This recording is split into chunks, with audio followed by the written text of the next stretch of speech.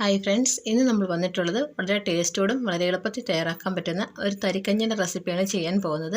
വളരെ ഈസി ആയിട്ട് തന്നെ നമുക്ക് കുറഞ്ഞ സമയത്തിനുള്ളിൽ ചെയ്യാൻ പറ്റും. അപ്പോൾ ഒരു പാൻ അടുപ്പിൽ വെച്ച് ചൂടായ ശേഷം അതിലേക്ക് നമുക്ക് 2 ടേബിൾ സ്പൂൺ നെയ്യാണ് ചേർത്ത് കൊടുക്കുന്നത്. നെയ്യ് ഉരുകിയ ശേഷം അതിലേക്ക് നമുക്ക് വലിയൊരു ക്യാരറ്റ് നീളത്തിൽ ചെറുതായിട്ട് അരിഞ്ഞത് ഇതിലേക്ക് ഇട്ട് കൊടുക്കാം. എന്നിട്ട് ഈ നെയ്ക്കകത്ത് നല്ലോണം നമുക്കൊന്ന് വഴറ്റിയെടുക്കാം.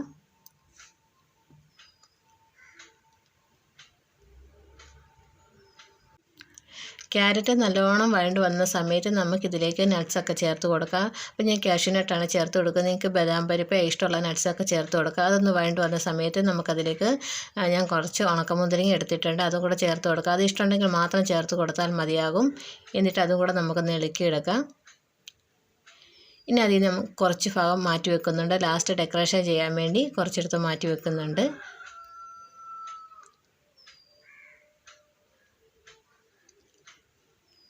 ഇനി അതിലേക്ക് നമുക്ക് റവയാണ് ചേർത്ത് കൊടുക്കുന്നത്. അപ്പോൾ ഒരു 3 ടേബിൾ സ്പൂൺ റവയാണ് ഞാൻ ഇതിലേക്ക് ചേർത്ത് കൊടുക്കുന്നത്. നിങ്ങൾക്ക് എത്രയാണോ അളവ് വേണ്ട അതനുസരിച്ച് റവയും പാലിൻ്റെയൊക്കെ അളവ് കൂടുകയും കുറയൊക്കെ ചെയ്തിട്ട് നമുക്ക് 2-3 മിനിറ്റ് ഇളക്കി കൊടുക്കാം. ഇനി ഇതിലേക്ക് ഞാൻ ചേർത്ത് കൊടുക്കുന്നത് പഞ്ചസാരയാണ്. നമ്മുടെ ഈ തരിക്കഞ്ഞിക്ക് എത്രയാണോ മധുരം വേണ്ട അതനുസരിച്ച് ചേർത്ത് കൊടുക്കുക. അപ്പോൾ ഞാൻ ആവശ്യത്തിനുള്ള പഞ്ചസാരയാണ് ചേർത്ത് കൊടുക്കുന്നത്. ഒരു 2.5 സ്പൂൺ പഞ്ചസാര ഞാൻ ഇതിലേക്ക് ചേർത്ത് കൊടുക്കുന്നുണ്ട്. ചെറിയ സ്പൂണിനാണ്. നീ കാണുമ്പോൾ തന്നെ അറിയാമല്ലോ, ചെറിയ സ്പൂണിൻ്റെ അളവിലാണ് 2 സ്പൂൺ പഞ്ചസാര ഇട്ട് കൊടുത്ത് 2-3 മിനിറ്റ് ഇളക്കി കൊടുത്ത ശേഷം നമുക്കതിലേക്ക് ആവശ്യമുള്ള പാൽ ഒഴിച്ച് കൊടുക്കാം. ഞാൻ 1/2 ലിറ്റർ പാലാണ് ഇതിന് വേണ്ടി എടുക്കുന്നത്.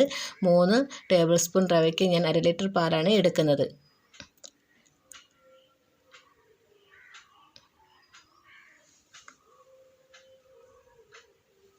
പാലൊഴിച്ച് കൊടുത്ത ശേഷം നമുക്ക് നല്ലോണം ഇതൊന്ന് മിക്സ് ചെയ്തെടുക്കാം. ഇനി അതിലേക്ക് ഞാൻ 1/2 കപ്പ് വെള്ളം കൂടെ ഒഴിച്ച് കൊടുക്കുന്നുണ്ട്. ആ പാലിൻ്റെ പാത്രത്തിൽ തന്നെ 1/2 കപ്പ് വെള്ളം കൂടെ ഒഴിച്ച് കൊടുക്കുന്നുണ്ട്.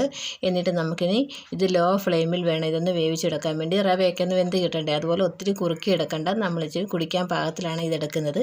നല്ല കട്ടിക്കാണ് ഈ കഞ്ഞി വേണമെന്നുണ്ടെങ്കിൽ അതനുസരിച്ച് കുറുക്കി കൊടുത്താൽ മതിയാകും. അപ്പോൾ ഞാൻ അധികം കുറുക്കി കൊടുക്കുന്നില്ല. അപ്പോൾ നമുക്ക് ലോ ഫ്ലെയിമിൽ ഇതൊന്ന് വേവിച്ചെടുക്കാം.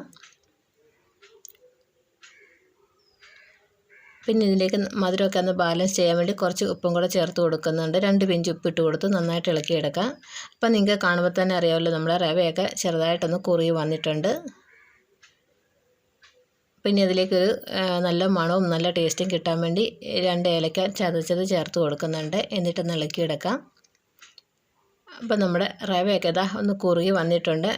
കുറച്ചും കൂടെ ഒന്ന് തിക്കാക്കി എടുക്കുക. ഒരുപാട് വേണ്ട, നമുക്ക് കുടിക്കാൻ പാകത്തിൽ. അപ്പോൾ തണുക്കുമ്പോൾ ഇതൊന്നും കൂടെ ഒന്ന് തിക്കായിട്ട് വരും.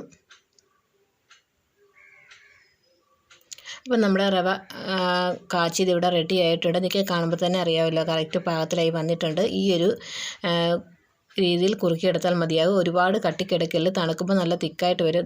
ഈ ഒരു പാകത്തിൽ. ഇപ്പോൾ തണുക്കുമ്പോൾ ഒന്നും കൂടി ഇതായിട്ട് വന്നോളൂ. അപ്പോൾ ഈ ഒരു പാകത്തിൽ വേണം നമ്മൾ ഫ്ലെയിം ഓഫ് ചെയ്യാൻ വേണ്ടി. അപ്പോൾ നമുക്ക് തണുത്തതിന് ശേഷം വേറൊരു പാത്രത്തിലേക്ക് ഒഴിച്ച് കൊടുക്കാം. നല്ല ടേസ്റ്റാണ്. നിങ്ങളൊരു തവണയെങ്കിലും ഇതുപോലെ ഒന്ന് ട്രൈ ചെയ്ത് നോക്കണം. അടിപൊളി ടേസ്റ്റാണ് കേട്ടോ. അപ്പോൾ നമ്മുടെ തണുത്ത് വന്നപ്പോൾ നമുക്ക് കുടിക്കാൻ പാകത്തിലായി വന്നിട്ടുണ്ട്. ആ രീതിയിൽ വേണം നമ്മളൊന്ന് കുറുക്കിയെടുക്കാൻ വേണ്ടി. അപ്പം ഇച്ചിരി കൂടെ നല്ലോണം കുറുക്കിയെടുക്കുമ്പോൾ തണുക്കുമ്പോൾ നല്ല കട്ടിയായിട്ട് പോകും. അപ്പോൾ ഈ ഒരു പാകത്തിൽ വേണം നമുക്കൊന്ന് കുറുക്കിയെടുക്കാൻ വേണ്ടി. അപ്പം നമുക്ക് 2 ഗ്ലാസ്സിലേക്ക് സെർവ് ചെയ്യാം. അപ്പോൾ ഇത് തണുപ്പിച്ചും കുടിക്കുന്നവർക്ക് അങ്ങനെയും കുടിക്കാം, ചൂടോടെ കുടിക്കുന്നവർക്ക് അങ്ങനെയും കുടിക്കാം. ചൂടോടെ കുടിക്കുമ്പോൾ നല്ല ടേസ്റ്റാണ്. അപ്പോൾ ഞങ്ങളൊക്കെ ചൂടോടാണ് കഴിച്ചത്. നല്ല ടേസ്റ്റാണ്. നമ്മൾ പായസത്തിനൊക്കെ അതേ ടേസ്റ്റാണ്. അപ്പോൾ നമുക്ക് അതിന് മുകളിലേക്ക് നമ്മൾ മാറ്റി വെച്ചിരിക്കുന്ന ക്യാരറ്റ് വഴറ്റിയതും നട്ട്സൊക്കെ ചേർത്ത് കൊടുക്കാം. അതൊക്കെ ഡെക്കറേഷൻ ചെയ്യാൻ വേണ്ടി മാത്രമാണ് ചേർത്ത് കൊടുക്കുന്നത്. അപ്പോൾ വളരെ ടേസ്റ്റോട് കൂടിയുള്ള റവ വെച്ച് തരി കാച്ചിയത് എല്ലാവർക്കും ഇഷ്ടപ്പെട്ടെന്ന് കരുതുന്നു. ഇഷ്ടപ്പെട്ടെങ്കിൽ ഫ്രണ്ട്സിനൊന്ന് ഷെയർ ചെയ്യുക, ലൈക്ക് ചെയ്യുക.